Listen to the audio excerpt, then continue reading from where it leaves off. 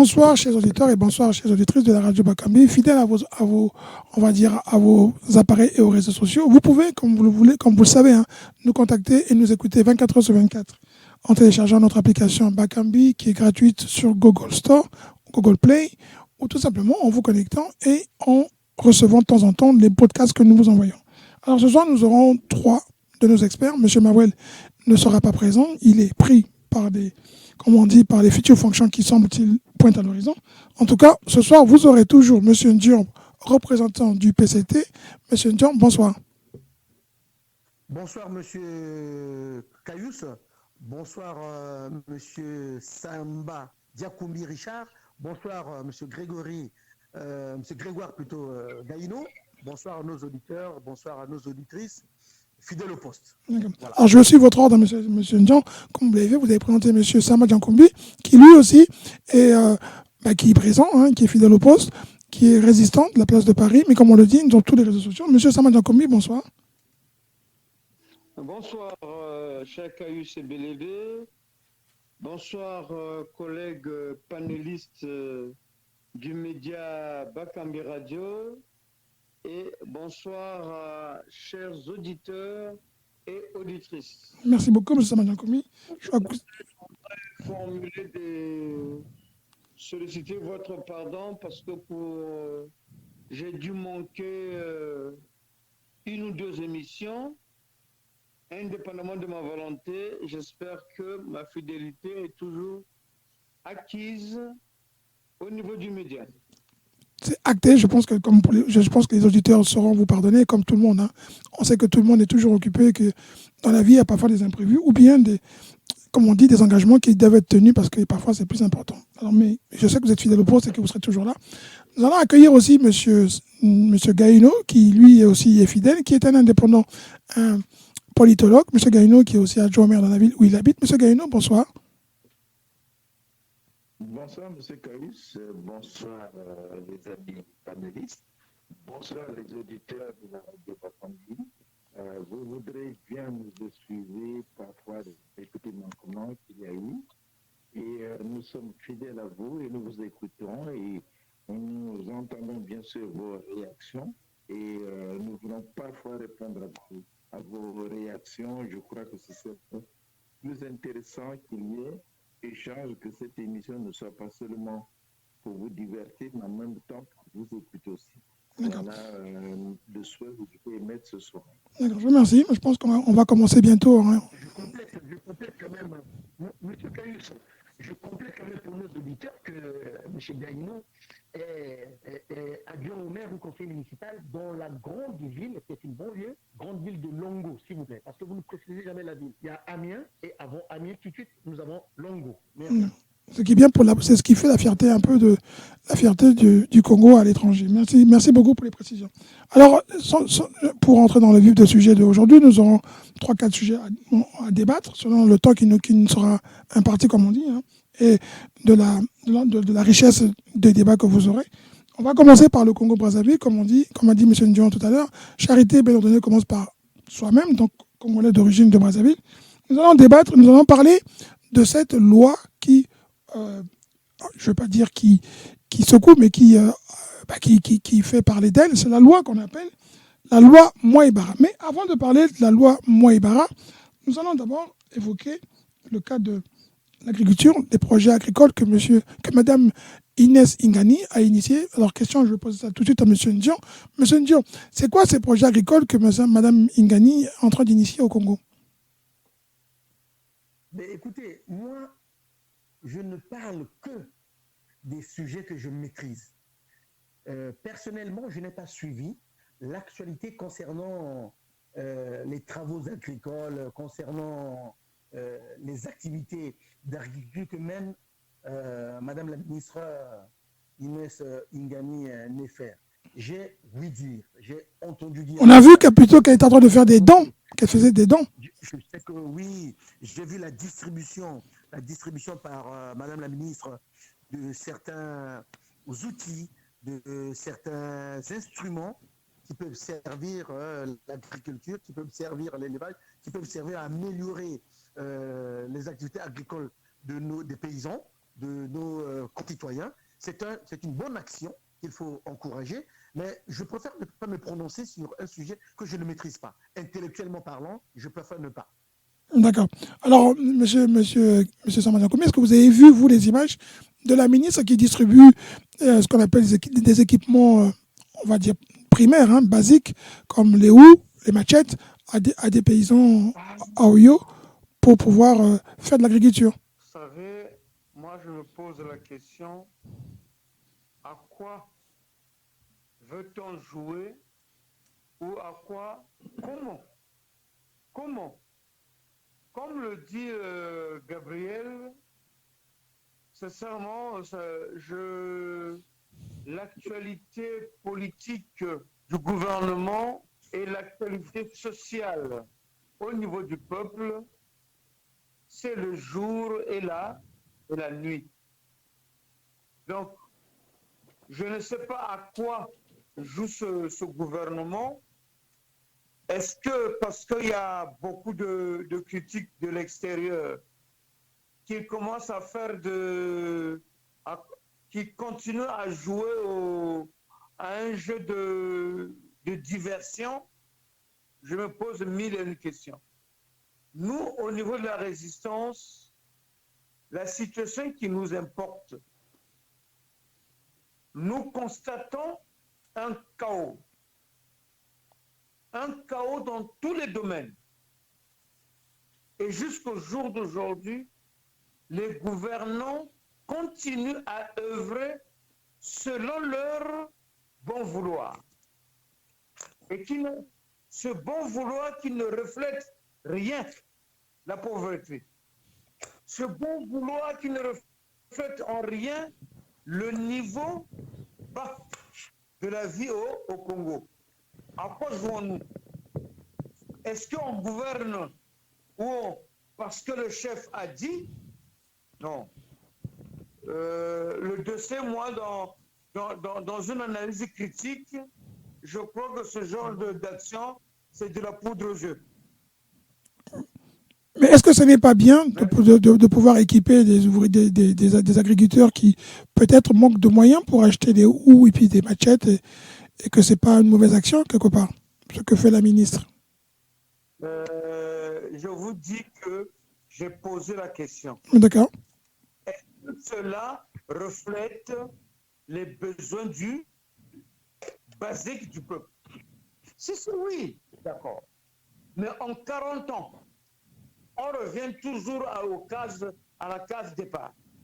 Et c'est pour montrer à qui et devant qui que le gouvernement est en train de travailler.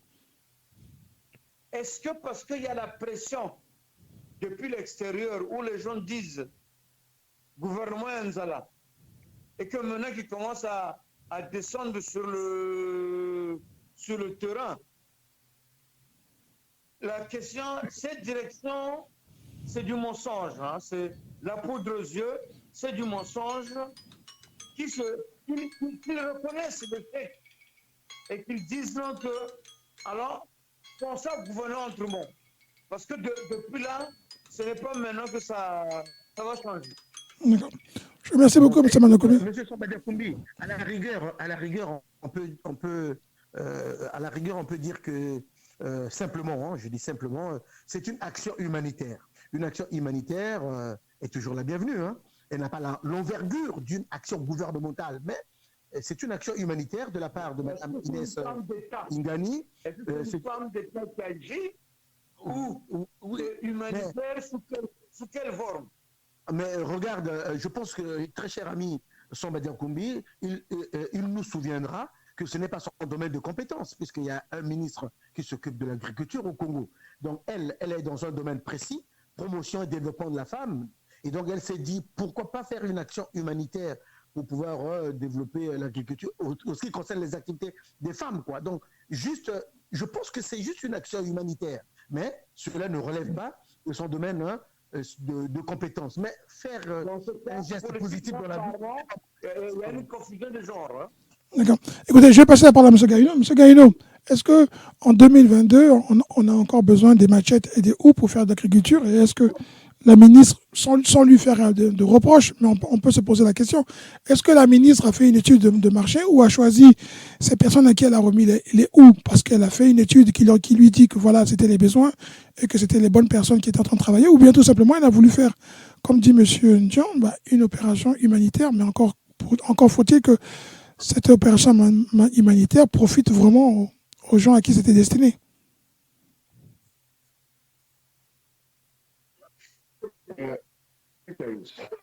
On va poser une question sous cette forme. C'est-à-dire que votre question, on peut franchement réfléchir là-dessus. Et il y a beaucoup plus de suggestions à faire que franchement des réponses. Parce que d'abord, monsieur Ndian venait de nous dire, monsieur, que la dame en question n'est pas dans son domaine. C'est bien quelque chose de grave. Deuxièmement, il y a d'abord la définition de ce qu'on appelle l'agriculture et les besoins vitaux d'une population. Vous voyez, moi, ce qui me gêne lorsque nous parlons du cas du Congo, c'est que j'ai l'impression que nous ne connaissons pas ce qu'on appelle la charte de responsabilité de chaque citoyen ou de chaque responsable. Parce que quand les gens ne connaissent pas la charte des responsabilités, chacun fait n'importe quoi. Et là, moi, j'appelle ça faire n'importe quoi. Parce que, vous savez, il y a quelques années, toujours dans nos slogans, le président de la République disait l'agriculture, priorité des priorités. Mais qu'est-ce que l'agriculture d'abord? Vous voyez, donc c'est pour ça que je dis, vous me posez une question qui me demanderait pratiquement moins 1 heure de débat. Malheureusement, je n'en ai pas. Je n'ai pas le temps, vous ne pouvez me l'accorder. Mais tout simplement, c'est quoi l'agriculture? L'agriculture, ce n'est pas prendre une roue, aller labourer quelque part et puis planter 2 ou 3 plants finis. C'est toute une industrie, l'agriculture. Ça parle de la main-d'œuvre, ça parle de beaucoup de choses. Donc, c'est-à-dire qu'il faut d'abord savoir ce que c'est que l'agriculture. Qu'est-ce qu'on fait? Qu'est-ce qu'on veut? Aujourd'hui, par exemple, moi, je suis surpris quand je vois ce qui se passe en Europe, tout le monde s'étonne. Que le manque de blé, le manque de ceci, l'alimentation augmente, tout ceci augmente. On a l'impression que tout venait de l'Ukraine. Mais non, c'est faux. Ce n'est pas que l'Ukraine était le grand producteur de tout ce que nous consommons. Mais c'est tout simplement parce qu'il y a une conséquence liée à la guerre, du fait que tous les produits qui sont produits dans certains pays, compte tenu de l'embargo, ne peuvent pas transiter dans d'autres pays. Et quand je ramène ça au cas du Congo, qui n'a jamais produit ce qu'il mange, vous parlez de l'agriculture, c'est quoi l'agriculture au Congo? Moi, j'ai entendu un jour un ministre de l'agriculture au Congo dire que voilà, il faut prendre la houe, aller labourer les champs. C'est vraiment dégueulasse de dire ça. L'agriculture, c'est industriel, c'est tout un domaine. Il faut savoir ce qu'on veut produire, pourquoi on veut produire, comment transformer ce qu'on produit, comment l'exporter. Alors, quand je vois que n'importe quel ministre vient pour faire plaisir, je ne sais pas moi, pour parler aux gens qui semblent ne rien comprendre, mais ils croient que tous les Congolais sont bêtes. Mais c'est faux, les Congolais sont déjà intelligents, ils ont étudié, ils comprennent. Mais ce sont ces ministres-là qui sont complètement des idiots, qui ne comprennent même pas ce qu'ils font. Monsieur Gayuno, je suis d'accord avec vous dans une première partie de votre analyse que l'agriculture au jour d'aujourd'hui, comme le dit M. Somba Diakoumbi, devrait être industrialisée. C'est vrai. Mais nous sommes dans un pays où on manque de tout. Vous le savez très bien. Donc, c'est pas mauvais en tant que tel. Je parlais d'une action humanitaire. C'est-à-dire, on manque de tout. Est-ce qu'on ne manque pas de volonté aussi de moderniser les choses? Il y a tout ça, bien sûr. Il y a tout ça aussi, bien sûr, M. Caius. Je n'en disconviens pas du tout. Je n'en disconviens pas du tout. Mais moi, je me dis, l'agriculture a plusieurs étapes. Avant d'arriver à l'étape de l'industrialisation, qui généralement est une action du gouvernement, pas une action des individus, Madame Inès a pensé, elle est en train de s'adresser à un peu à des femmes. Il manque à ces femmes là, même des machettes, même des coupes-coupes, même des... Bon, il s'est dit, on peut faire une action humanitaire, c'est tout. Mais c'est pas une action, une opération de l'agriculture, s'il vous plaît. Monsieur Ndion, c'est quoi l'agriculture, s'il vous plaît? C'est quoi l'agriculture? Faut pas être europanisé aussi, hein. Faut pas croire que l'agriculture, c'est ce que tu vois ici en France, à un niveau qui a atteint le niveau industriel. Mais nous sommes des petits pays. Mais c'est l'agriculture. Je vous pose. Que ce soit au Congo ou ailleurs, définitivement, ce que c'est que l'agriculture. Mais déjà, lorsque tu as 2, 3 personnes qui mènent des activités de champs, des activités de culture, des activités de défrichage, de couper des herbes, défricher la terre, planter des graines, etc. C'est déjà ça le début. Notre pays, on n'a pas encore atteint un niveau d'industrialiser l'agriculture. Comment? S'il vous plaît, vous êtes au PCT, c'est-à-dire un jour on peut vous nommer ministre. C'est quoi, définitivement, ce que c'est que l'agriculture? Mais l'agriculture, c'est un secteur entier. C'est le secteur primaire.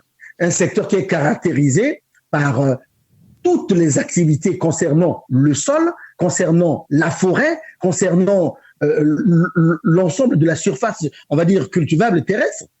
Et donc, planter, boiser, reboiser, couper, toutes les activités qui concernent la valorisation du sol. La production et puis la vente des services, tout ça, d'accord. La production, voilà. Donc, au niveau de ces mamans-là, les petites mamans-là, elles n'ont pas besoin des engins agricoles, elles n'ont pas besoin de tracteurs, voilà. Et elle s'est dit... Est-ce que donc vous parlez de monsieur Ndion, monsieur Gaïno, oui, s'il vous plaît. Est-ce que l'élevage, ça fait partie de l'agriculture? Non, l'élevage est un autre secteur où nous avons des animaux, nous avons des... C'est un autre secteur. Comment? Non, l'élevage fait bien partie de l'agriculture. Oui, c'est un secteur, c'est un des branches de l'agriculture, M. Ndion. Voilà, mais c'est le secteur primaire. Ça fait partie du secteur primaire. Dans le secteur primaire, vous avez tout. Vous avez l'agriculture, vous avez l'élevage, vous avez la sécurité. D'accord, on peut revenir sur le débat plutôt que sur les définitions. S'il vous plaît, M. Gaïno, est-ce qu'on peut revenir sur les définitions? Oui, parce qu'on prend les définitions, on n'a pas fini. Est-ce qu'on peut essayer de comprendre ce que fait Madame Inès? Oui, Madame Ingani, ce qu'elle fait, M. Gaïno, c'est la question. Est-ce que ce qu'elle fait, d'une certaine manière, comme vous dites, vous trois, que c'est, on doit industrialiser, et puis il y a même une contradiction un peu. C'est un coup de main, c'est juste un coup de main. Monsieur Ndion, je sais que vous défendrez le PCT, mais il y a quand même une contradiction.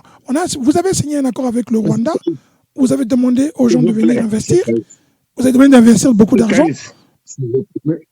Mais dans une zone économique spéciale. Oui, mais vous demandez d'investir beaucoup d'argent pour l'agriculture, et vous dépensez de l'argent pour donner aux gens des machettes et des houes. Je crois. Mais non, mais c'est pas le goût. Mais... Oui, M. Gaïno, c'était juste pour clarifier, pour que vous puissiez revenir à la question. M. Ndion, on va laisser M. Gaïno terminer. Clarifier les choses pour nos auditeurs, s'il vous plaît, parce que moi, je ne défends personne. Tout simplement, il faut que les choses soient claires, parce que vous ne pouvez pas aller dans l'obscurité puis dire que voilà. Non. Monsieur, il faut savoir ce qu'on fait, pourquoi on le fait. Qu'est-ce que c'est d'abord l'agriculture? C'est un secteur primaire, ça ne signifie rien. Il faut savoir que l'élevage fait partie de l'agriculture, les œufs forêts font partie de l'agriculture. L'agriculture, ce n'est pas prendre une roue, aller creuser quelque part et puis voilà, planter une plante et puis on dit je fais l'agriculture. Non, monsieur. C'est un secteur économique très important qu'il faut d'abord savoir pourquoi on fait ça et quel est l'objectif visé. Voilà. Donc, aujourd'hui, par exemple, je vais vous prendre un exemple. Si vous pouvez seulement rester sur l'exemple de Mme Ingani qui a donné on dit, des outils à ces gens-là, aux paysans. Est-ce que pour vous, ces outils-là permettent ou pas de produire quelque chose? Est-ce que vous pouvez rester sur cet exemple-là? Oui, il faut d'abord qu'elle comprenne ce que c'est l'agriculture. D'accord, on n'aura pas fini si vous faites elle ne comprend rien. Qu'est-ce que c'est que l'agriculture pour elle? Elle ne comprend rien. Je vous parle des choses, sincèrement, que tout le monde peut vérifier. Elle ne comprend rien. C'est pas ça l'agriculture. Mais ceux qui ont tué l'OCV, ceux qui ont tué tout ce qu'on appelait les cultures vivrières, les machins comme ça. Non, là vous faites une généralité. Vous faites une généralité, M. Gaïno. Et vous dramatisez pour rien. Vous dramatisez pour rien, M. Gaïno. Voici une ministre qui a un domaine bien précis. Elle se dit, je veux faire un petit. C'est pas une action gouvernementale. Excusez-moi. Vous êtes plus me couper. Mais moi, quand vous parlez, je vous écoute. Monsieur Gaïno, je vous fais remarquer que vous avez fait près de 6 minutes sur ce sujet-là. Coupé. Interrompu. Monsieur Ndion, vous interrompez à la fin de votre Gaïno minute. dramatise. Monsieur Gaïno dramatise Mais pour rien. laissez-le terminer pour qu'il puisse terminer. S'il vous plaît, Madame Monsieur Ndion. Inès. Monsieur Ndion, Bon, laissez-le terminer. Oui, je le laisse terminer. Oui, d'accord. Non, on va pas finir. Je ne veux pas débattre. Non, attendez, monsieur Caïs, je ne veux pas débattre d'un domaine qui est bien défini, qui est bien limité, dont tout le monde connaît et que les Congolais veulent toujours semer la confusion. Moi, je ne peux pas débattre de ça parce que moi, je vous parle, je sais de quoi je parle parce que j'ai fait un dessin sur l'agriculture. J'ai fait la pisciculture. La pisciculture, l'élevage des poissons, comment on fait les étangs, tout ça là. C'est ça mon domaine. Donc, je sais de quoi je parle et je connais ce qu'on appelle l'agriculture. Alors, quand j'entends des gens qui viennent vous dire je dis n'importe quoi, je suis un peu désolé parce qu'on ne peut pas débattre comme ça. Il faut d'abord, avant de parler d'un domaine, il faut d'abord le comprendre et le connaître. Je dis que vous dramatisez, c'est tout. Je dis que vous dramatisez. Je ne dramatise de rien, je ne dramatise de rien parce que, le Congo ne connaît même pas, écoute, c'est pas chez vous que vous avez nommé un ministre de l'Agriculture, un ministre des Eaux et des Forêts, un ministre de je sais pas quoi, halieutique. C'est pas au Congo, ça. C'est pas au Congo. Mais tu sais, quand je suis arrivé ici, j'étais en train de faire un dessin de l'agriculture, justement du développement rural, tout ça là. Quand j'ai entendu parler, mais j'étais franchement abasourdi de voir qu'au Congo, on définit la forêt comme étant un autre domaine et que l'élevage est un autre domaine, monsieur Ndion. C'est vous qui faites cette confusion-là. C'est vous. Bon, est-ce que monsieur Belébé, Monsieur Samuel Kombi, est-ce que je peux placer un mot? Si M. Gaïno termine, M. Ndion va répondre et vous parlerez après. Excusez-moi, M. Gaïno, est-ce que vous avez terminé? Il peut parler parce que... Non, on va laisser d'abord M. Ndion vous répondre si vous avez fini.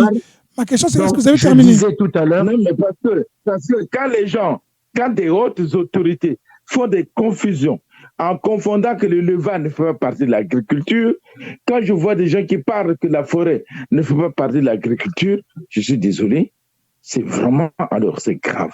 Je vais te répondre, M. Gaïno. Tu dramatises pour rien, M. Gaïno. M. Gaïno, est-ce que je peux répondre à M. Gaïno? Est-ce que vous pouviez terminer pour que les autres puissent parler? Attends,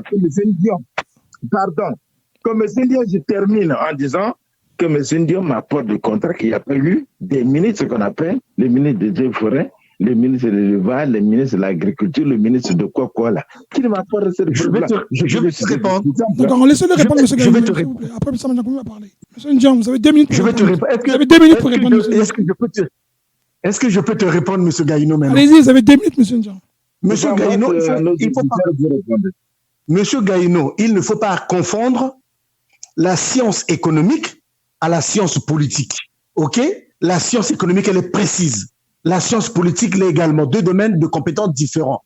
Un gouvernement est libre de séparer ce que la science économique ne peut pas séparer. Un gouvernement est libre de nommer, de donner des nominations à des domaines de compétences qu'il souhaite, en fonction de sa politique, en fonction de sa vision.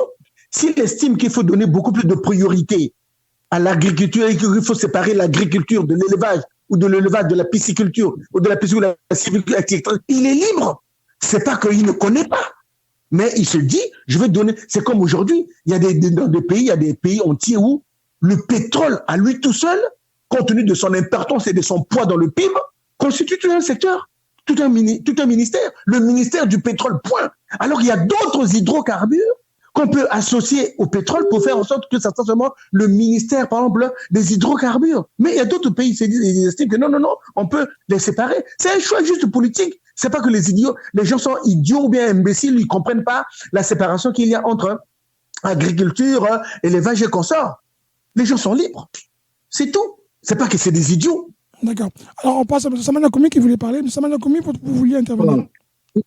Pardon, attends, il faut que Monsieur je Gaïno, lui s'il vous réponde, plaît, monsieur laissez les Karim. autres répondre, s'il vous Faut que plaît. je lui Je reviens réponde. vers vous après. Monsieur Malakoumi, s'il vous plaît.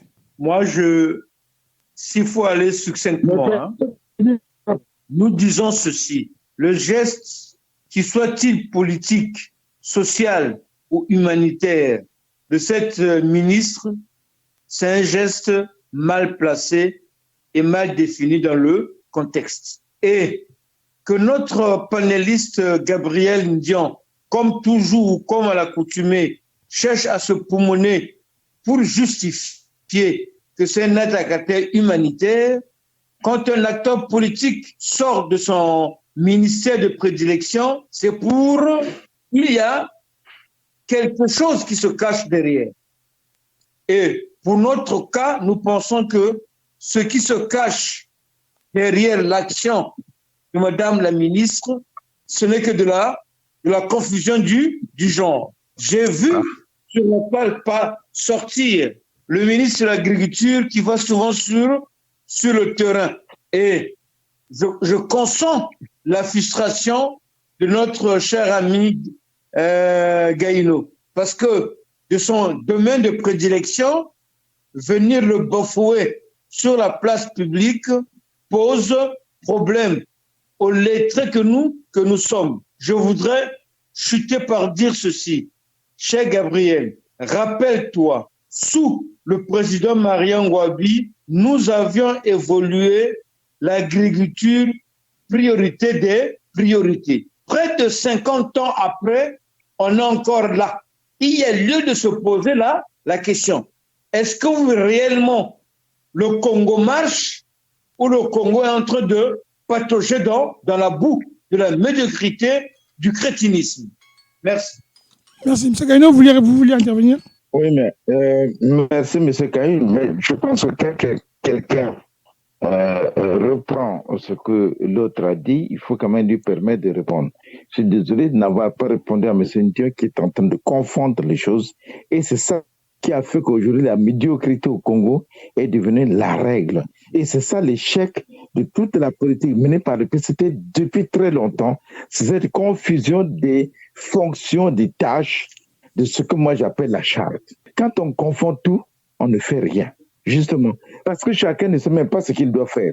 Quel est son rôle? Où va ses priorités? Où doivent s'arrêter ses fonctions? Et c'est ça justement, cette confusion qui est dans votre esprit, qui fait que le Congo est l'un des pays qui recule de jour en jour. Parce que lorsqu'on confond, lorsque vous envoyez par exemple les gens, signer des accords internationaux entre un ministre, par exemple le ministre de l'Agriculture, et vous nommez un ministre de l'élevage, mais c'est le ministre de l'élevage qui signe. Mais après, vous voyez qu'il y a le ministre de l'Agriculture qui se présente, qui ne connaît même pas ce que son homologue a signé. Vous êtes dans la confusion totale et on dit ces gens sont des ignorants. C'est ça notre gros problème. Acceptez-le. Quand on fait des erreurs, on les accepte.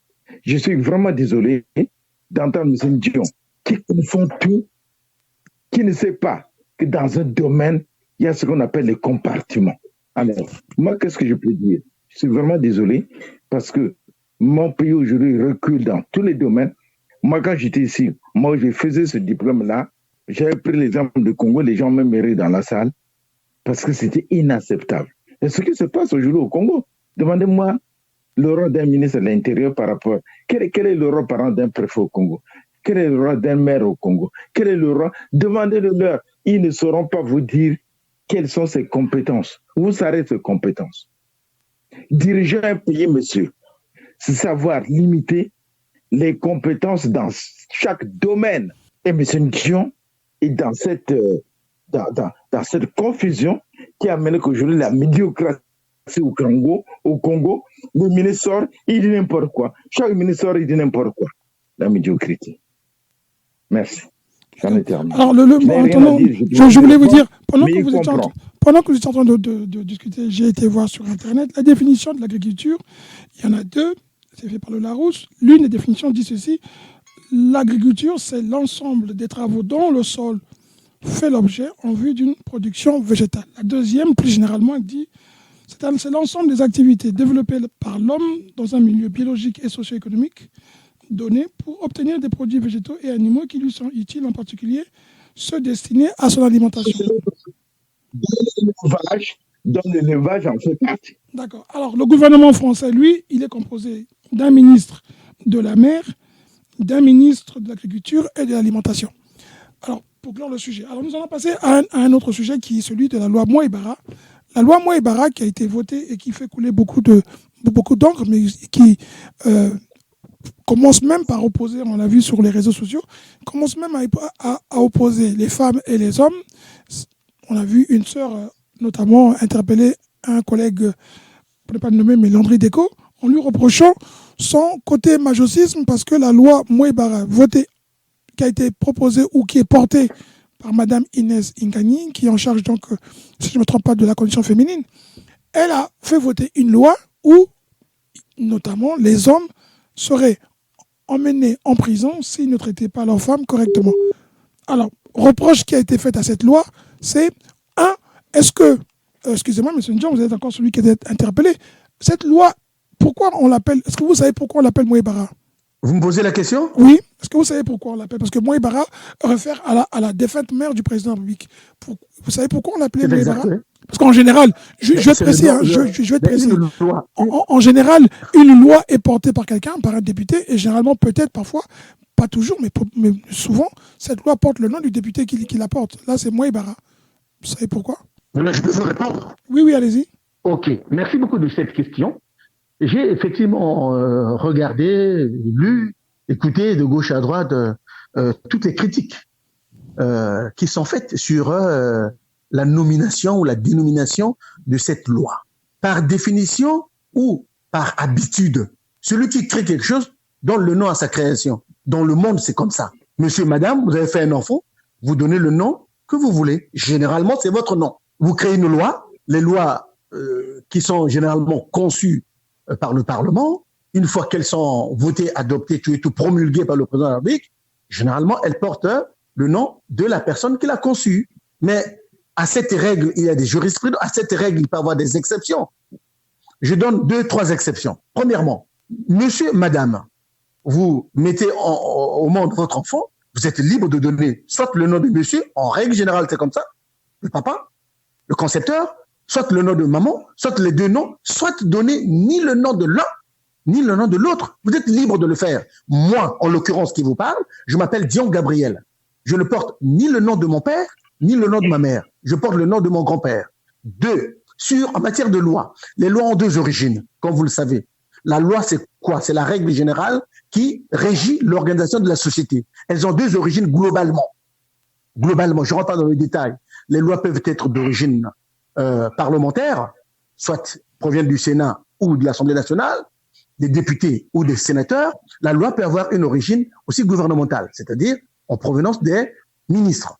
Bien, une fois que la loi a fait sa navette parlementaire que vous connaissez bien, elle part de l'Assemblée nationale, des députés, vers les sénateurs, des sénateurs vers les députés. Une fois qu'elle est adoptée, elle peut porter le nom soit de la personne qui a été à la conception de cette loi, notamment le ministre de tutelle, ou elle peut ne pas porter le nom du ministre de tutelle. C'est-à-dire la personne qui a conçu la loi est libre soit de donner son nom à cette loi ou de donner le nom de quelqu'un d'autre. Ça, c'est de 2. Une troisième exception aussi. Nous avons vu au temps de Pascal Lissouba des choses. Je parlerai par exemple du bateau présidentiel. Marie Bouenga, le bateau présidentiel de Pascal Lissouba à l'époque portait le nom de sa mère. Est-ce que ça veut dire que il y a Anguille sous roche? Est-ce que ça veut dire que le directeur du port autonome de Brazzaville avait des idées derrière la tête? Le directeur donne le nom qu'il veut, il peut donner son propre nom, quand il peut donner aussi le nom de quelque chose d'autre. Donc moi, je ne vois pas un problème en tant que tel. Par contre, ça c'est sur le plan de la forme. Mais j'aurais voulu qu'on discute sur le fond. On va venir au fond. Protéger. Non, on va venir au fond tout à l'heure. Je m'arrête là pour l'instant. On va venir au fond tout à l'heure. Je m'arrête là pour l'instant. Oui. Donc, je m'arrête là sur la forme. Donc là, en disant simplement que il n'est pas ça ne pose aucun souci. Faut pas être dans le stéréotype, faut pas copier pour copier, faut pas penser que, comme en Europe, Madame Martine Aubry avait fait une loi sur les 35 heures, ça portait son nom, comme à l'époque, en 1981-82, la loi Badinter sur la suppression de la peine de mort en France a porté, et donc partout, ça sera comme ça. Non, les gens sont libres.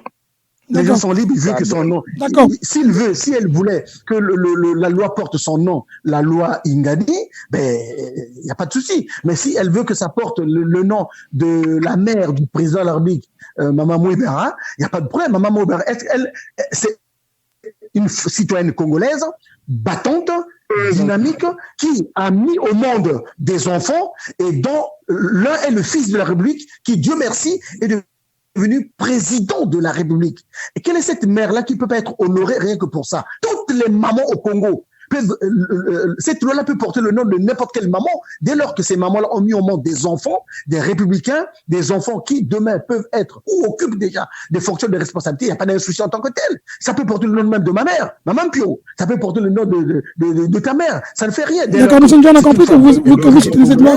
On a compris, M. Ndion. On va passer la parole aux autres.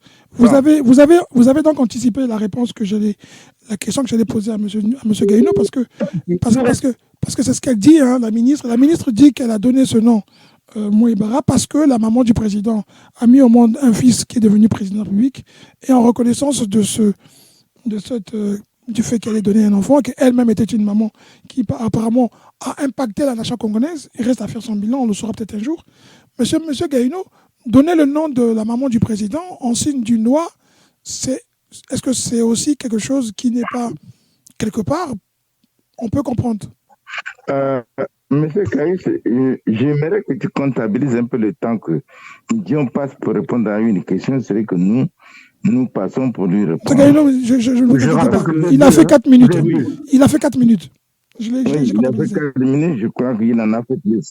Moi, j'ai mon chronomètre, il en a fait plus. D'accord, moi j'ai mis 4 minutes. Mais je voudrais te dire à M. Dion qu'il ne faut pas confondre les choses. Diriger un pays, c'est en fonction des règles. On respecte ces règles-là. Vous ne tablissez pas des règles, vous faites n'importe quoi et vous croyez vous diriger un pays. Et la preuve, c'est que le pays est dans le chaos total, dans la confusion totale.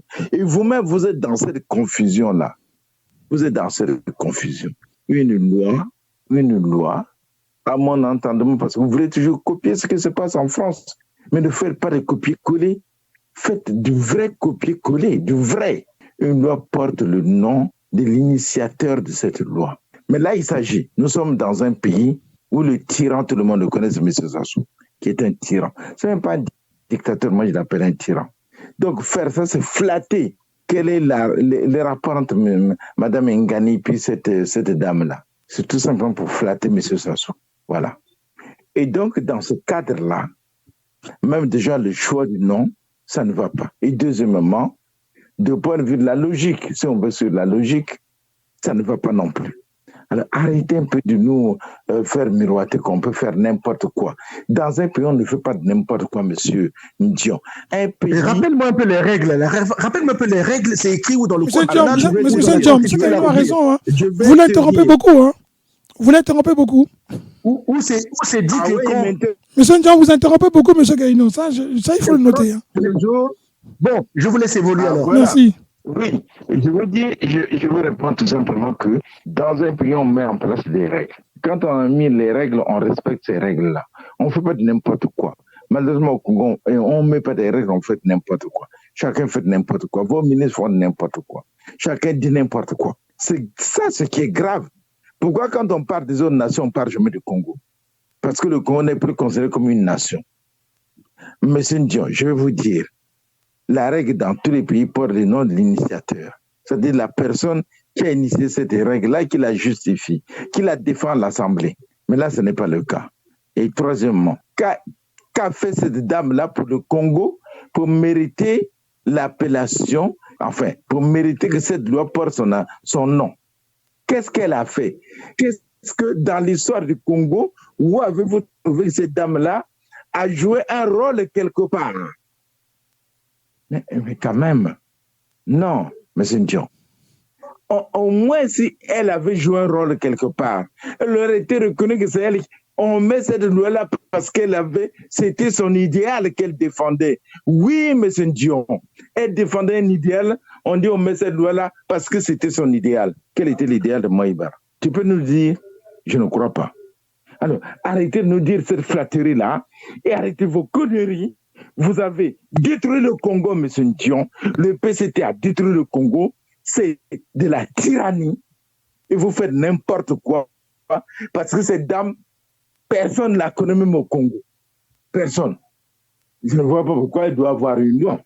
Et moi, Gaïno, mettrais-tu une loi qui s'appelle Gaïno, les gens l'accepteraient. Ton Sassoula, il accepterait que cette loi porte mon nom? Non. Mais le nom de ton père, Sassoula l'accepterait? Non. Voilà. J'en ai terminé. Merci, M. Gaïno. On va passer à M. Samania Koumbi. M. Samania Koumbi, on va rester avant d'entrer dans le fond du sujet, hein, le fond de la loi. Honorer la femme de la maman du président, sans être opposant ni résistant, on peut quand même accepter et dire que pourquoi pas. Le but étant que la loi est votée, et qu'est-ce que dit la loi? C'est peut-être ça le fond de l'idée. Moi, j'aurais bien voulu me taire, mais souvent le silence qui est une arme d'humilité ne peut être compris que par ceux qui connaissent réellement les enjeux. Tu ne dis pas consent, M. Diakoni. Tu ne dis pas consent. Non, c'est pour ça que je me dis j'aurais bien voulu me taire. Mais me taire veut dire aussi consentir à quelque chose qui me taraude les tripes. J'ai vu, je suis complètement abasourdi. Mais par rapport à la loi Mouebara, dans sa forme, dans la nomination même de cette loi, ou de la désignation, je crois que le président, le soi-disant président du Congo, ne se rend pas service. La première qualification ou acquaintance au nom Mouebara, au-delà d'être la mère du sieur Sassou Nguesso, nous allons nous rappeler qu'en 97, 98, dans l'opération contre les populations de poules, ça portait le plan Mouebara. Donc, ça, c'est déjà quelque chose de funeste. Mais pourquoi le fait-il? Pourquoi l'accepte-t-il? Et cette dame, comme le dit Gabriel, on veut donner de l'honneur parce qu'il a donné au Congo un fils qui se prétend être le propriétaire légal. Mais moi, je serais complètement honteux parce que les résultats de la gouvernance sous la présidence du sieur Sassou Nguesso posent problème quand même. En 40 ans, qu'est-ce que le Congo a gagné sous sa présidence? Quels sont les secteurs pendant que d'autres pays, soit les Émirats ou les pays du Golfe, qui n'ont eu leur autonomie, leur indépendance de la Grande-Bretagne que dans les années 70, aujourd'hui tout le monde court là-bas, uniquement avec du pétrole et certainement avec d'autres hydrocarbures. Mais chez nous, qu'est-ce que la gouvernance du sieur Denis Sassou Nguesso, fils de maman Mouebara, a apporté au Congo? Dans l'éducation, dans la santé, dans les affaires étrangères, si ce n'est le chaos. Sincèrement, c'est comme on dit, dans ce cas d'espèce, l'intéressé, cette ministre, je crains qu'elle veut cirer les pompes en permanence à son patron pour garder ses faveurs. Mais non, quand nous parlerons dans le fond, ce sera autre chose. Mais déjà, dans l'habillement de cette loi-là, ça me pose problème. D'accord. On va rester avec vous, parce que c'est vous qui avez commencé à parler du fond aussi. Je reste avec vous. Alors, le fond, on va prendre deux articles et puis on va débattre sur ça. Premier article qui apparaît et que moi, je n'ai pas tout lu parce qu'on n'a pas tous les articles. Monsieur Caïs. Oui, monsieur. Monsieur Caïs. Monsieur. Je voudrais, permettez-moi, une petite minute. Vous savez que la modestie de monsieur, de l'ancien président Marine Ngouabi, quand Marine Ngouabi devient président de la République, les gens lui ont demandé de se donner un grade. Il est resté commandant. Il a dit, je suis le chef de l'État. Je suis le chef de l'armée. Comment voulez-vous que je puisse me donner un grade supérieur qui est nommé par le chef de l'État dont je suis? Non. Je ne peux pas me donner un grade. Je garde mon grade que l'ancien président m'a donné parce que je suis devenu le président de la République, chef des armées. Vous voyez comment il a modestie des champs. Et c'est ça qu'il faut reconnaître, que ce monsieur-là était très modeste parce qu'il savait que ça, le mérite, ça vient des autres. C'est parce que toi-même, tu te donnes. Voilà ce qu'a fait Marine Gwabi. Essayons au moins de suivre seulement cet exemple-là. Voilà ce que je voulais dire quand même à nos auditeurs, ceux qui n'ont pas connu les jeunes et qui ont aujourd'hui 30 ans et qui n'ont pas connu Marine Gwabi, que c'était un homme modeste. Il a dit, je ne peux pas me mettre des grades. Monsieur Marine Gwabi est resté, moi qui ai vu sa mère, qui ai vu la maison de sa mère est restée dans la maison que Marine Gwabi avait construite quand il était encore militaire sans être président de la République. Vous voyez la modestie.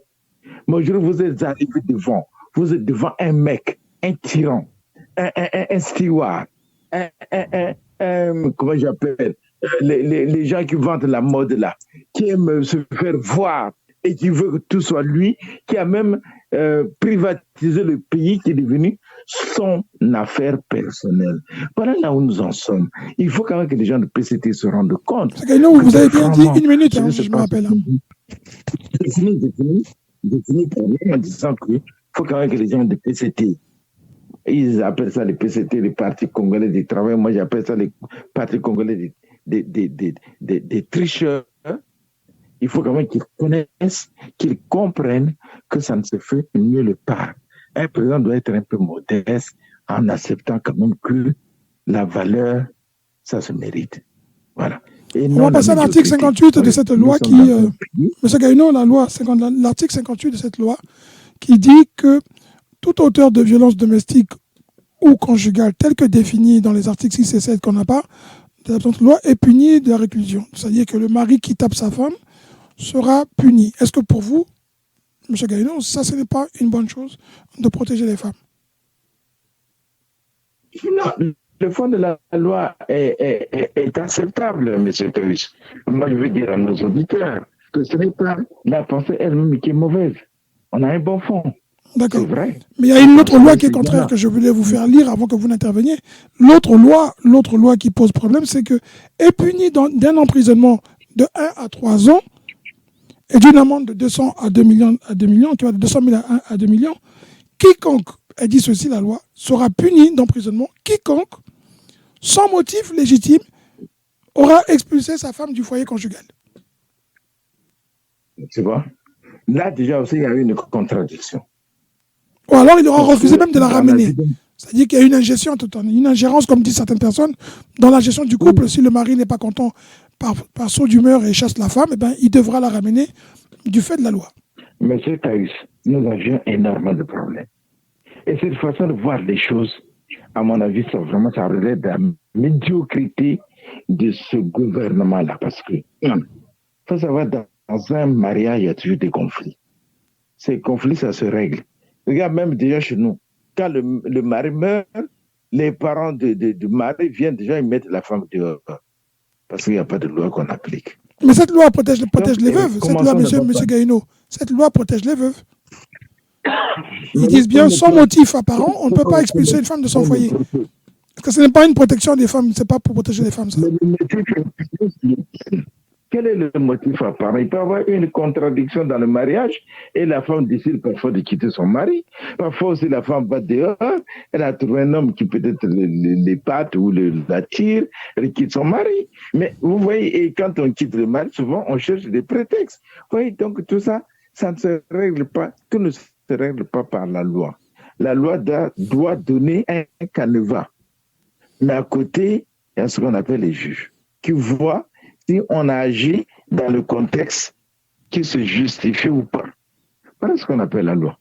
Bon, mais chez nous, on prend les choses comme ça, on les met sans même décortiquer, voir tous les petits détails, tout ce qu'il y a tout autour. Qu'est-ce qu'il y a, qu'est-ce qui peut provoquer de conflit dans un mariage, tout ça là. Voyez, faites les choses correctement, monsieur. La médiocrité au Congo a tellement envahi le Congo que tout ce que l'on fait est toujours médiocre. C'est dommage. D'accord, merci beaucoup. Samana Kombi, pour vous, vous êtes puni si vous expulsez au sein de la maison. Si, comme on dit au Congo, vous êtes fâché avec madame et puis tu dis fous-moi la paix, va-t'en chez ta mère, eh ben, vous êtes passible d'une peine de prison de 1 à 2 à 3 ans et d'une amende de 200 000 à 2 millions. Bon, je ne sais pas si ces lois ou cette loi va impacter positivement chez la femme cadre, chez la femme ménagère, chez la femme vendeuse de beignets dans le quartier. Et c'est pour quelle fin? Parce que s'il faut protéger, est-ce que, entre-temps, dans l'actualité congolaise, on a eu des femmes qui ont été battues ou des femmes qui ont été expulsées? Dans l'actualité, on a fait la une. Secondo, dans un pays où la crise économique atteint jusqu'à la moelle épinière des ménages, là, pour commémorer le centenaire de la vie de Pointe-Noire, on demande, je crois, 250 francs à chaque Monténégrin. Là, pour changer juste le permis rose congolais en permis biométrique, à la place de 5 000, on demande 50 000. 50 000, oui, alors que le Premier ministre avait promis de garder ça à 5 000. Oui, et entre-temps, on justifie que le Congo est en crise, sincèrement. Vous savez, ou pour moi, que ce soit la forme, que ce soit le fond, c'est un pas en avant. C'est une fuite en avant.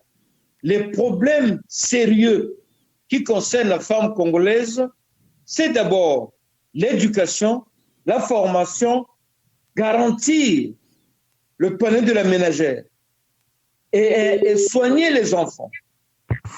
Pourquoi les gouvernants fuient ce qui est fondamental dans la vie de la femme congolaise pour venir nous étaler une diversion politique? Comme on dit, je crois que le crétinisme, je vous avais donné la citation de Sargenis. Ils savent qu'ils nous mentent, nous savons qu'ils nous mentent, mais ils continuent à nous mentir.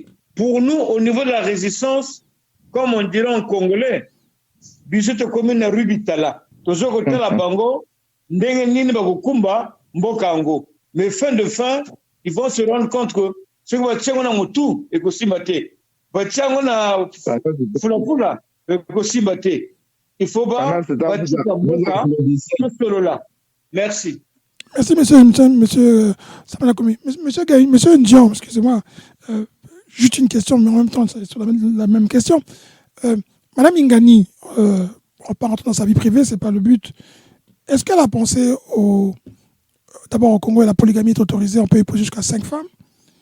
Est-ce qu'elle a aussi pensé à ces jeunes filles dont on dit, par exemple, à l'université, pour avoir des diplômes, il faut coucher avec XY?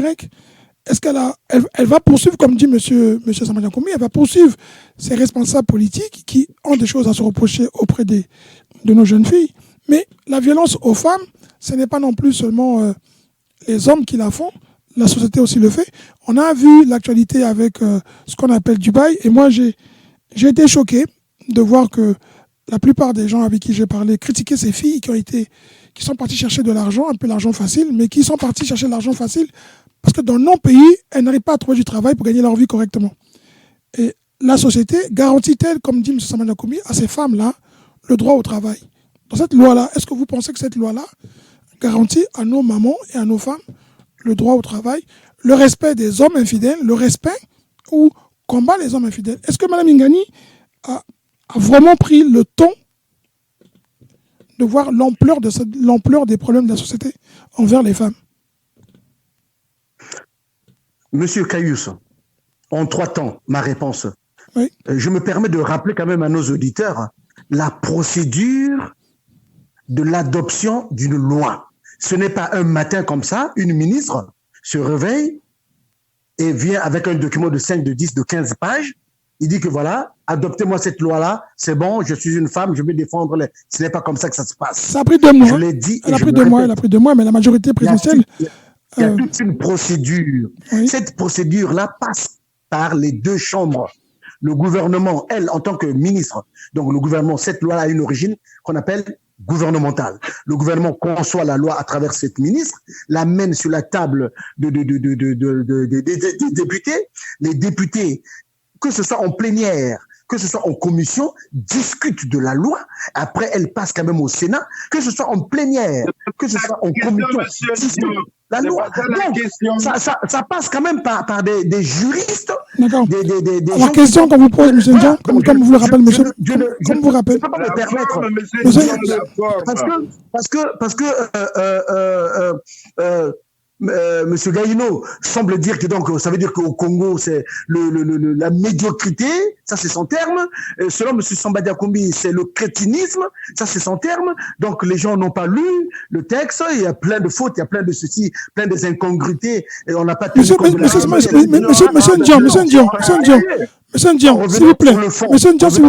s'il vous plaît. Oui. La loi, l'article 70 que j'ai sous les yeux, il dit ceci.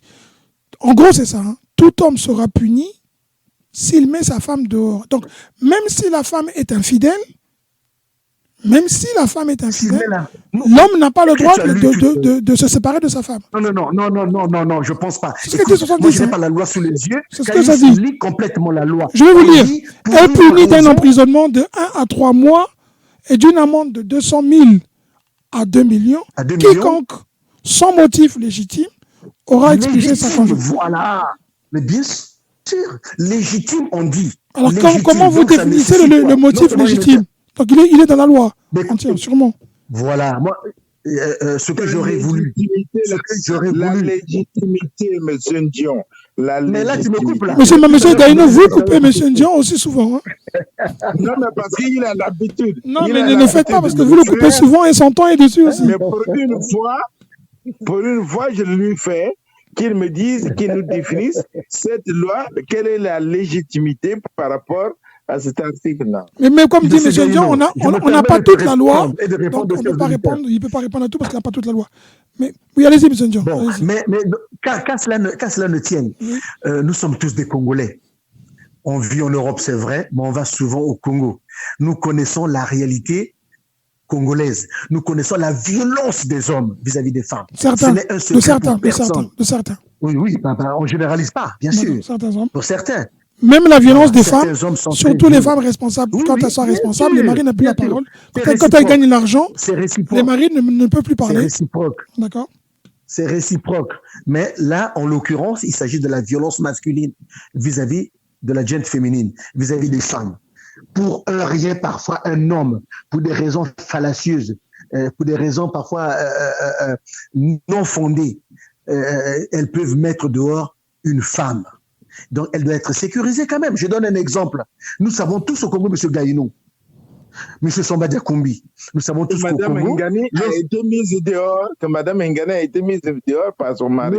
Monsieur Gaïno, ou bien elle prévoit de ne pas être mise dehors parce que... Ou bien elle prévoit... Au Congo... Non. Monsieur Gaïno, ne rabaissons pas le débat pour nos auditeurs. Le respect que nous avons à nos auditeurs. Oui, c'était une blague entre parenthèses.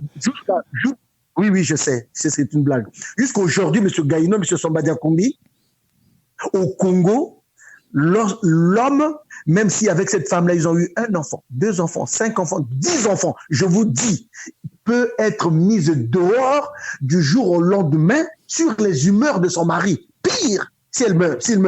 On la fout dehors pure et simplement, tout simplement parce que c'était la formule, comme on dit au Congo, Yakatovanda. Les parents sont violents. Les parents viennent et foutent la femme dehors. Non, on doit la sécuriser. Les violences des hommes. Les hommes, au lieu de parler avec la bouche, résoudre les problèmes. Monsieur Gaïno, laissez-le finir, s'il vous plaît, monsieur Gaïno. Laissez-le finir. Monsieur Gaïno, laissez-le finir. On n'est pas au PCT. Mais vous me coupez les idées. On n'est pas au PCT, écoute. Monsieur Gaïno, laissez-le finir. Laissez-moi terminer quand même. Monsieur Gaïno. Mais vous me coupez, c'est mon temps de parole. Vous me coupez. Mais écoute, monsieur Gaïno, je me permets de vous dire que... Commencez par régler... Non, attends, monsieur Gaïno, je me permets de vous dire Commencez par régler d'abord les problèmes de la succession. Parce que le problème qui se pose au Congo, c'est lorsque un mari meurt. Parce que quand tu es avec ta femme, vous faites vos projets, vous allez acheter une parcelle, vous construisez. Les gens ne savent pas combien la femme a investi dans cette maison-là. Bon, et quand le mari meurt, on vient, on met la femme dehors. Commencez d'abord par résoudre... Monsieur Gaïno, excusez-moi,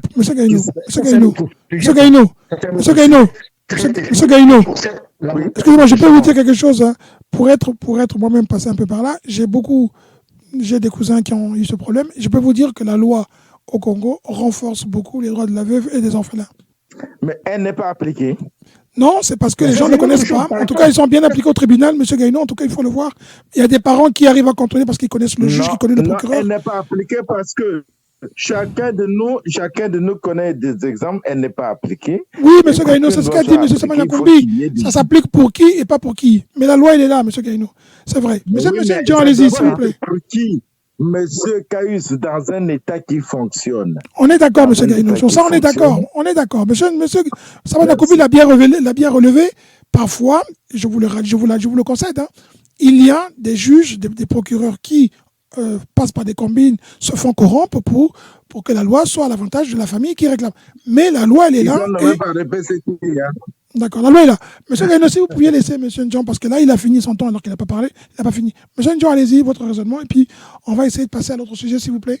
Là où je peux donner raison, une partie à monsieur Samba Diakoumbi, il abordait un aspect extrêmement important. Il dit, au lieu de voir seulement les aspects de sécurité, les aspects de la défense des intérêts des femmes, il faut aussi voir le panier de la ménagère. Je suis d'accord. Mais l'un ne va pas sans l'autre, monsieur Samba Diakoumbi. En même temps, il faut penser au pouvoir d'achat, au panier de la ménagère, pour sécuriser la femme, etc., etc. Mais il faut penser aussi à sa sécurité. Il faut penser aussi à ses droits et ses obligations. Il faut penser à tout.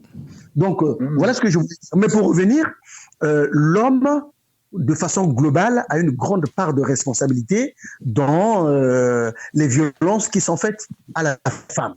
Et hormis les violences économiques qui relèvent de la compétence de l'État, c'est l'État qui doit faire en sorte que le pouvoir le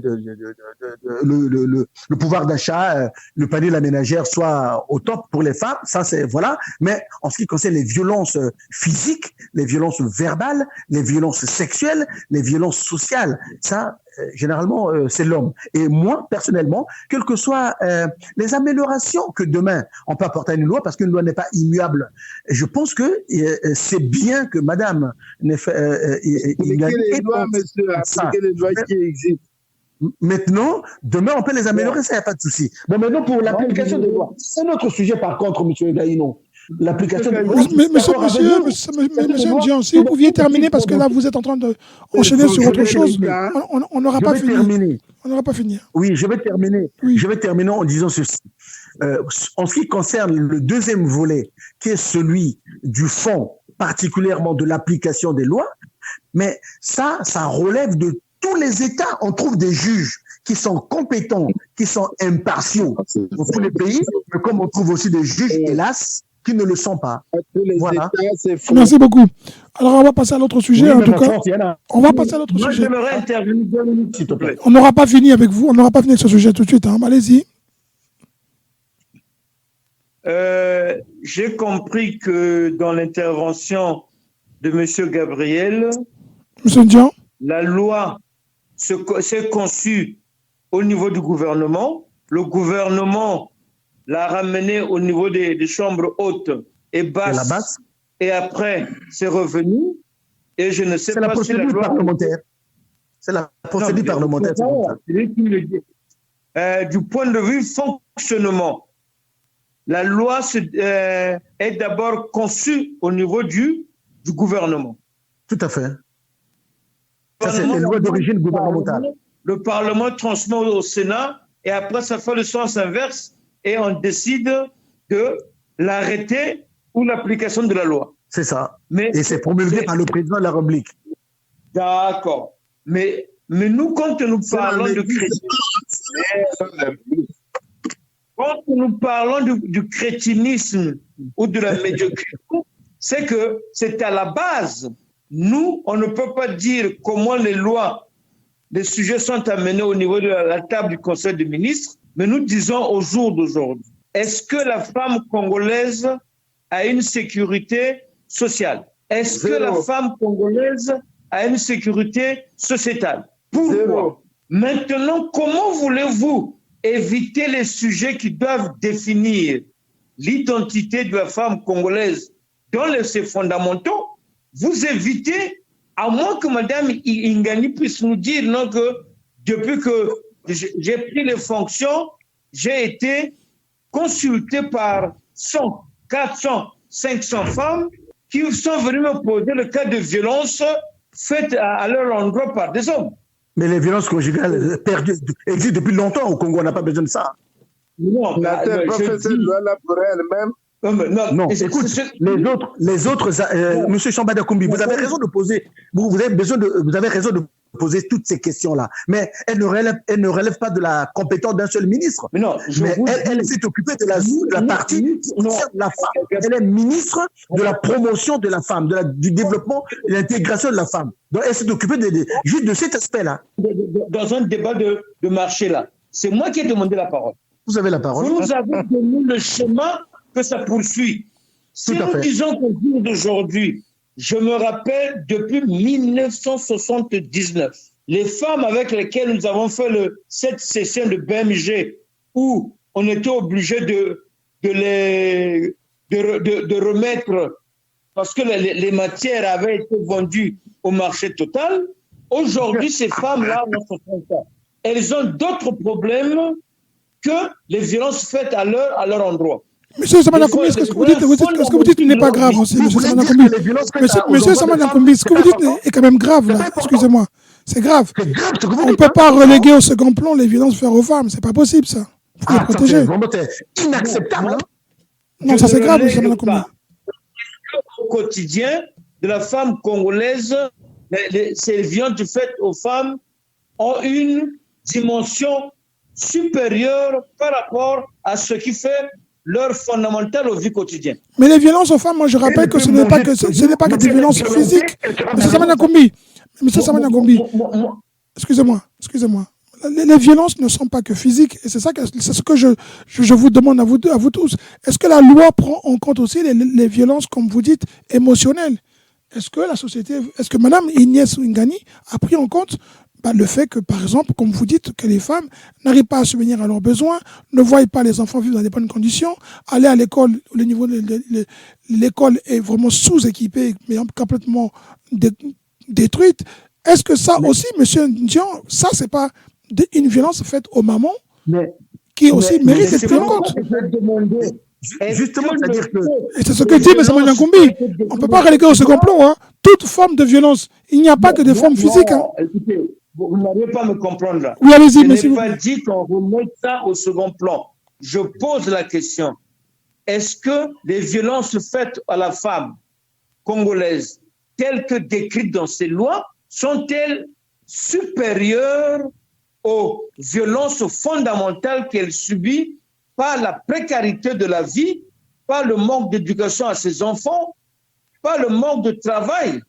La problématique n'est pas celle-là, M. Sambadia Koumbi. Tu ne peux pas en même temps dire que non, il faut qu'une femme peut avoir tout, une voiture, un bon travail, du boulot, de l'argent, tout et tout. Mais si elle est violentée à la maison tous les jours, elle sera malheureuse, elle finira par mourir aussi.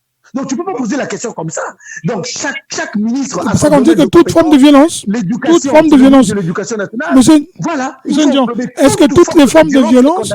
Est-ce que toutes les formes de violence sont prises en compte dans la loi Mouaïbara? C'est ce qu'on veut savoir. Bon, on le saura quand on aura... Parce que ce qui est vrai, c'est qu'on n'a pas les textes, donc on ne peut pas non plus critiquer la loi sans avoir les textes. Ça, c'est vrai. Par contre, M. Kayous, j'aimerais vous dire ceci. Oui. Lorsque un ministre, là je parle de procédure, conçoit la loi dans son cabinet, le soumet à la table du Parlement avec les deux chambres, les discussions ne sont pas toujours en plénière, les discussions aussi dans les commissions. Chaque commission, il y a au niveau du Parlement, au niveau des deux chambres, il y a des commissions. Commission économique, commission juridique, commission agriculture, commission, etc. La commission juridique, s'il vous plaît, doit apporter sa valeur ajoutée, doit lire et voir les points et les virgules, c'est-à-dire corriger le texte, l'amender. Il y a l'opposition qui est au Parlement, il y a la majorité, il y a le centre qui est là aussi. C'est pas l'écriture rédactionnelle de Mme Ingani. Oui, mais monsieur Jean, vous savez très bien qu'à la fin, vous savez très bien qu'à la fin, la majorité... Les aspects qui n'ont pas été vus par Mme Ingani, les aspects qui n'ont pas été vus par Mme Ingani peuvent être corrigés, amendés, améliorés par la commission technique, la commission juridique. Bon, vous avez bien dit le mot peu. Vous avez bien dit peuvent. Pas forcément fait. Peuvent, parce qu'on a bien vu que la loi sur les terres africaines, la loi sur les terres, elles sont passées à la lettre, comme à la lettre à la poste, hein, majoritairement votées. C'est pas encore passé, mais ça. Mais l'accord n'est pas encore discuté au niveau du Parlement. D'accord.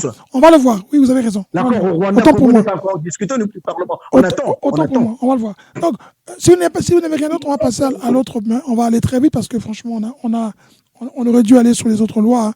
Vu sur les autres sujets, on va passer à l'autre sujet et essayer de garder ce sujet-là et puis on parlera des autres plus tard, une autre fois. Oui, une autre fois. Oui. On la totalité. D'accord. Je voulais qu'on... Voilà, on va survoler et puis on va parler du Mali tout de suite. Hein. Le Mali convoque le ministre français des Affaires étrangères et a rompu les accords de défense avec la France. Est-ce que, même sans être... comment on va dire, sans être panafricaniste, comme disent certains, ou panafricain, ou tout simplement africain d'origine, est-ce que vous ne croyez pas que le Mali joue avec le feu quand même, quelque part? Eh bien, moi, je veux vous dire que le Mali ne joue pas avec le feu. J'aimerais prendre la parole parce que, après, je vais vous quitter. Moi, je pense que c'est un exemple à considérer pour montrer que les démocraties, les pays qui se disent démocrates, qui passent toujours pour les donneurs d'ordre aux autres pays, ne sont pas toujours ceux qui obéissent justement à ce qu'ils disent. M. Le Drian a été convoqué par rapport aux actions qu'ils ont menées dans ce pays-là. Et comme vous voyez, même les médias déjà français n'en parlent pas, et comme c'est un pays africain qui le convoque, les médias français n'en parlent pas, donc il ne se présentera pas. Et vous pensez qu'on ne respecte pas l'Afrique au travers ce geste-là? Bien sûr. On ne respecte pas l'Afrique. Que les Africains devraient se saisir justement de ces exemples-là pour dire que ces pays européens ne veulent pas nous respecter, parce que nous-mêmes aussi, on laisse faire, parce qu'on ne peut pas laisser, et moi je suis d'accord, je ne sais pas si vous avez suivi le sommet qui s'est passé en RDC avec d'autres pays, où ils ont dit, par exemple, quand tu prends le lithium, qui est un produit nécessaire pour la fabrication des batteries, des choses comme ça, des batteries, donc, on a dit que tout doit maintenant se faire en Afrique.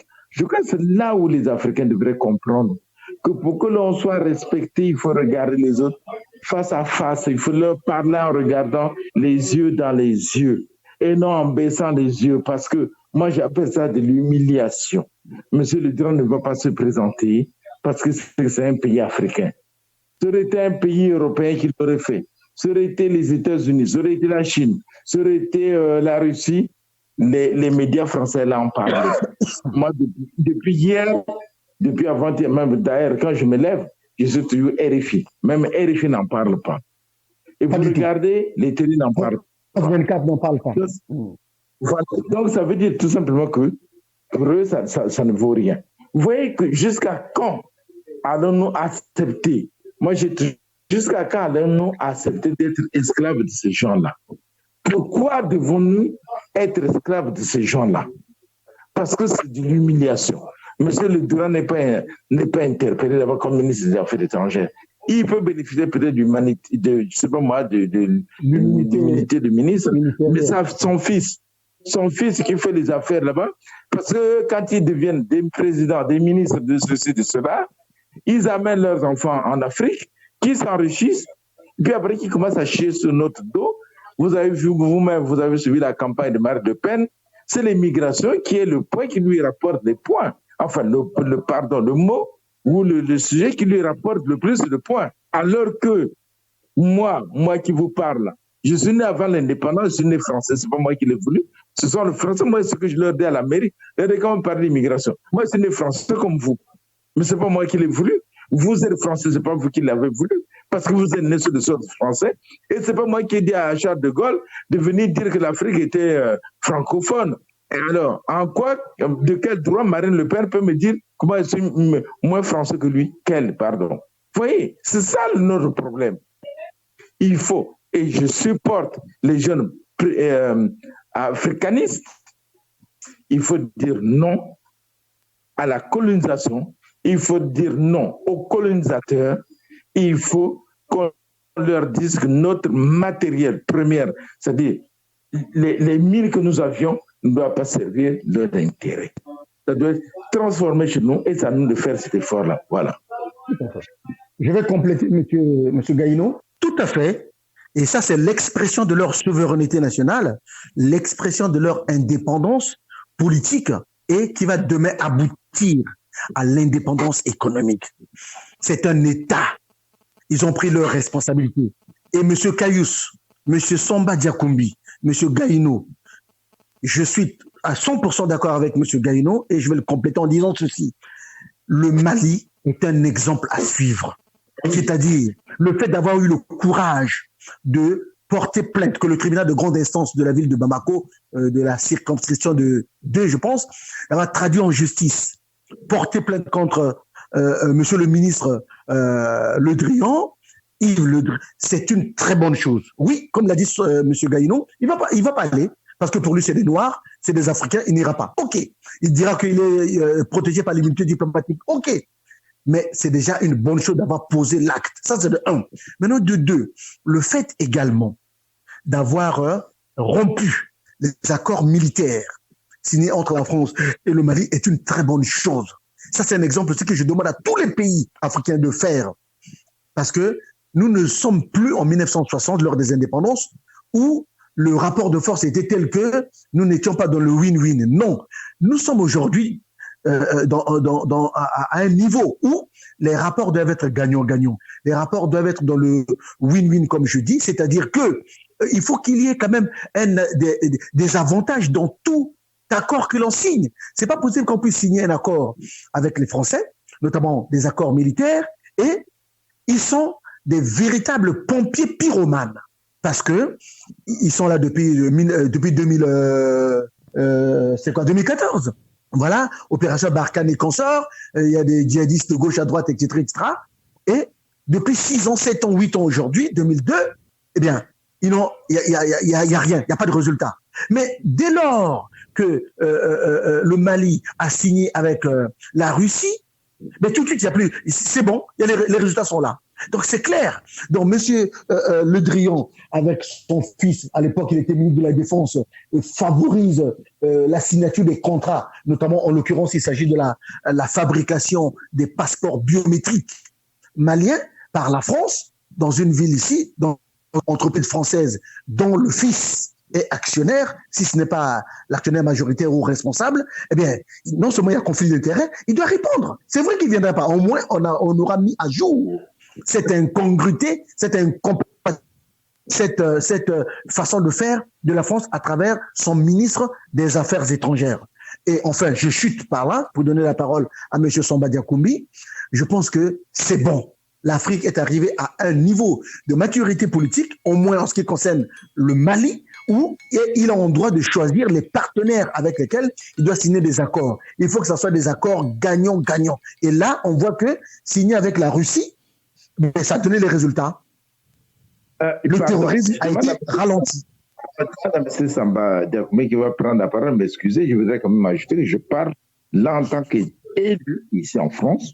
Et je vous jure que moi, je ne me gêne pas, même avec mes collègues qui sont aussi des élus. C'est courageux de ta part. Je pense cette politique européenne qui consiste à considérer les Africains comme des esclaves, là où ils vont tirer toute la richesse.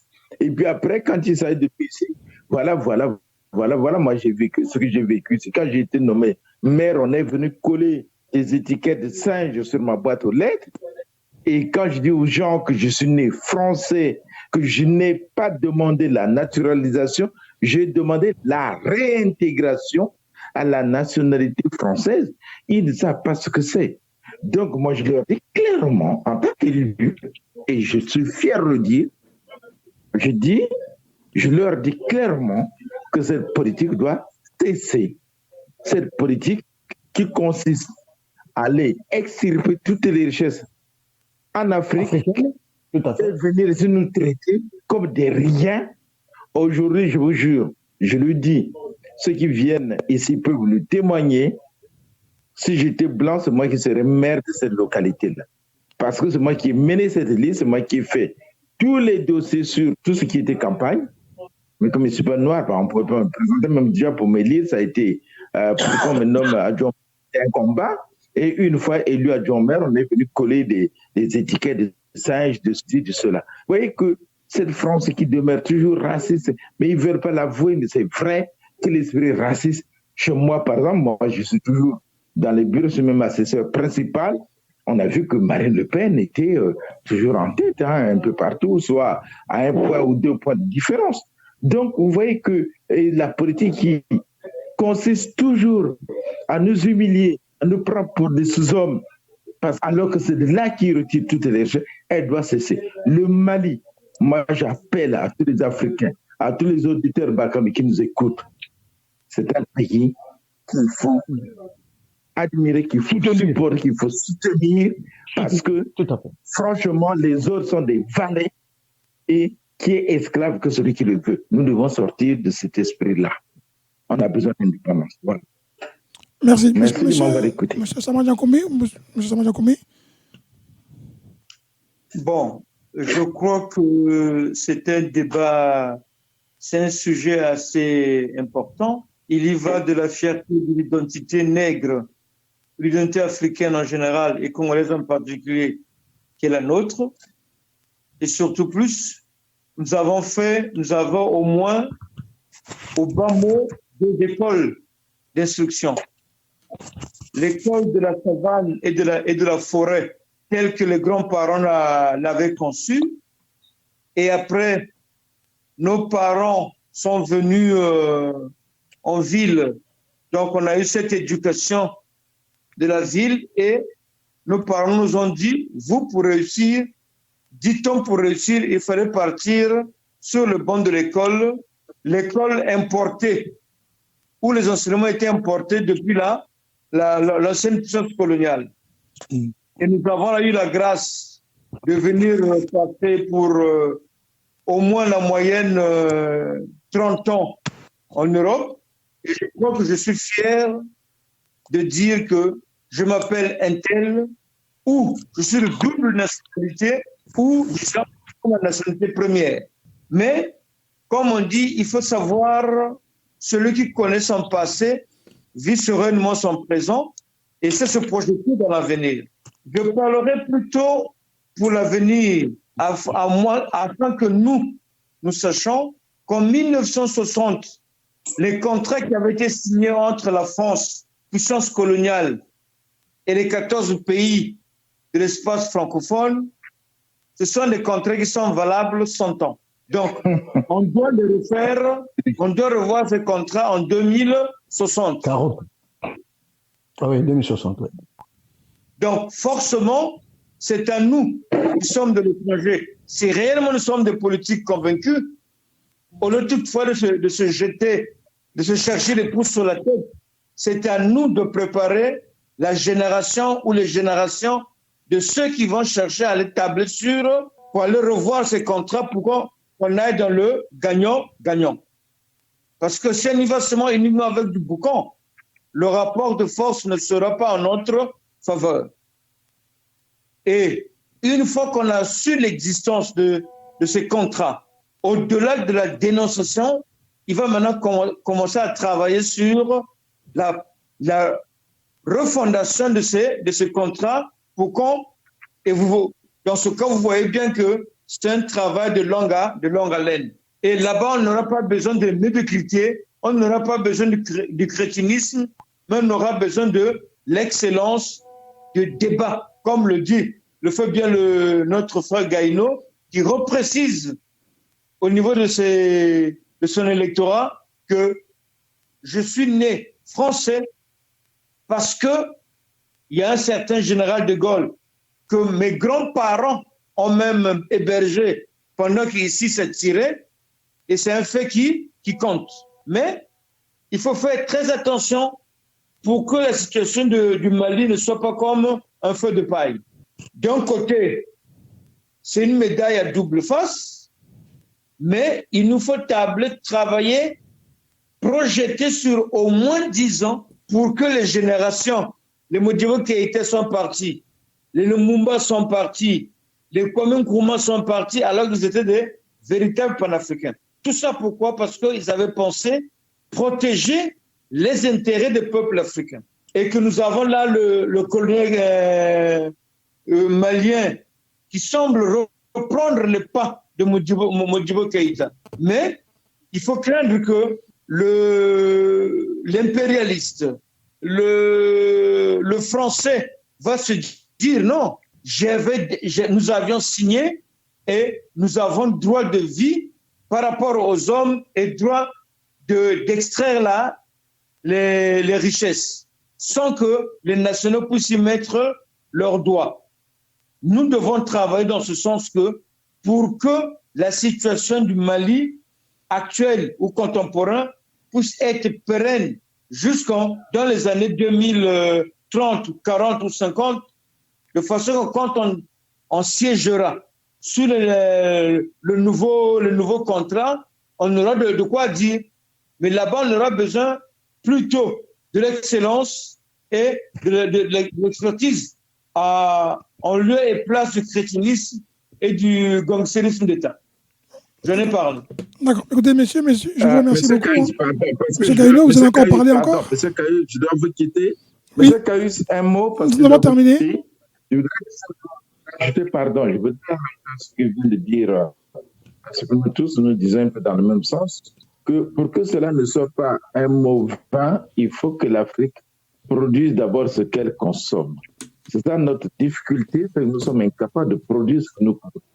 Quand on voit le Congo, par exemple, aujourd'hui, nous importons tout ce que nous consommons. Nous sommes dépendants d'autres pays. Regardez aujourd'hui la situation de l'Ukraine. A fait connaître des problèmes au niveau de l'Afrique parce que nous ne produisons pas. Quand on regarde un peu ce qui se passe aujourd'hui, le Sénégal est l'un des pays qui a pris comme de l'avance parce qu'on commence à fabriquer du pain à partir de la farine du manioc et du maïs. Ce sont des produits qui posent très bien chez nous, mais il faut que nous ayons des responsables. Et là, je m'adresse à ceux qui nous écoutent, à nos auditeurs, qui sont sûrement aussi dans l'entrepreneuriat, qu'il faut inventer. Nous avons cette capacité, on a nos maniocs qui poussent très bien, on a le maïs qui pousse très bien, le riz pousse au Congo, partout. Il faut que nous produisons d'abord ce que nous consommons. C'est ça le plus important pour nous. Voilà, donc ça, moi je voudrais quand même... Ça c'est vrai ce que tu dis, M. Gaïno. L'une des lois qui a été prise avant-hier, je pense, cette semaine-ci, par le gouvernement malien là, sur toutes les richesses du sous-sol, va dans ce sens-là. C'est-à-dire qu'on ne peut plus produire sur l'ensemble du territoire national malien la bauxite, l'or, le diamant et l'exporter en l'état. Non, c'est fini. Toutes les matières premières qui seront extraites sur le sol malien doivent être traitées, doivent être transformés sur place, une partie destinée à la consommation nationale. Dans tous les pays, ça devrait être dans tous les pays. Voilà, c'est pourquoi je dis que c'est un exemple à suivre. C'est-à-dire que le Congo, même notre pays là, notre pays qui nous appartient à nous tous, notre patrimoine, devrait aller dans le même sens là. C'est-à-dire que la première loi, si ça ne dépendait que de moi, le pétrole que tu vois là, le pétrole là, la première loi devait être que, à partir de dorénavant, on vous donne à toutes les sociétés pétrolières 3 mois, 6 mois, de faire en sorte que la production pétrolière soit également, l'extraction plutôt du pétrole soit également transformée sur place. Une partie, Elf, Total et consorts peuvent les exporter, mais une partie destinée à la consommation. On ne peut pas continuer comme ça. Et le bois, et le pétrole, et toutes nos ressources du sous-sol, nos ressources minières, puissent être toujours extraites et exportées en Europe sans aucune valeur ajoutée pour nous, le Congo, et pour nous, l'Afrique. Donc, l'exemple du Mali est un bon exemple à suivre. Et ça, c'est maintenant, j'aimerais rebondir sur le propos de M. Samba Diakoumbi sur les 100 ans. Écoutez, les 100 ans, en 1960, quand nous avons eu globalement les indépendances, nous étions dans un rapport de force. Nous étions dans un rapport de force qui était favorable aux Français et défavorable à tous les Africains. Aujourd'hui, si le Mali est en mesure de poser l'acte qu'il a posé là, c'est que les autres pays aussi peuvent le faire. Le rapport de force est en train doucement de changer également. Donc, nous pouvons remettre en cause l'ensemble de ces contrats qui ont été signés dans l'illégalité la plus totale, dans un rapport de force qui était défavorable à l'Afrique, de telle sorte que nous puissions mettre en place un nouvel ordre mondial. Voilà pourquoi, pour chuter, M. Kayous, je dis ceci, à quelque chose, malheur est bon. Ce qui se passe en Ukraine là, avec la Russie, cette crise, cette invasion, permettra à ce que on puisse remettre en cause l'ordre actuel et mettre en place un nouvel ordre mondial qui fera en sorte que entre les pays puissent avoir des rapports gagnant-gagnant, du win-win, des rapports où on peut se regarder droit dans les yeux, que ce ne soit pas des rapports ceux d'hier où la France peut parler, bien le Congo suit, la France peut parler, le Mali suit. C'est fini ça. Voilà. Merci beaucoup. Je vais revoir et puis à la prochaine fois, s'il vous plaît, parce que nous avons fini, monsieur. Je vous remercie à vous trois. Merci pour ce numéro d'aujourd'hui, 13 mai. J'espère que pour vous, certains ont joué au loto, parce que moi, le loto, je ne sais pas si tout le monde a la chance. En tout cas, il y a un Anglais qui a gagné l'euro million et qui a remporté les 204 millions, je pense. 200 millions. Dis-lui qu'il me donne au moins 1 million, un dixième. Je pense qu'il sera pas heureux de donner 1 million à chacun. D'accord. Bonne soirée à tous. Et merci bien de m'avoir écouté. Et à la prochaine fois. Merci, M. Kayous. Merci, chers amis, pour ce débat combien édifiant. Et je pense que nous faisons là pour une prise de conscience de nous, Africains, pour que nous soyons vraiment nous-mêmes et considérés dans le... Je vous remercie et bonne soirée à tous. Bon week-end. Bon week-end, monsieur. Au revoir. Merci. Allez, bonsoir. Au revoir.